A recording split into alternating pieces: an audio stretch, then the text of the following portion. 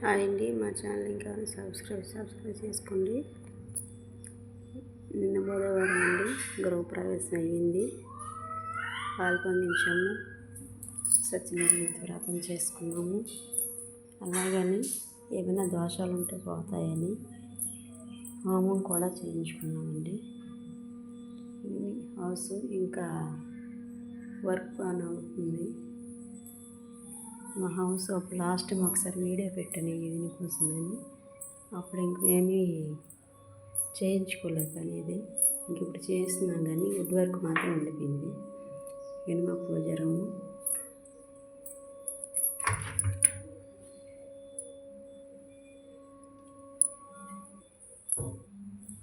ఇది బాల్కనీ,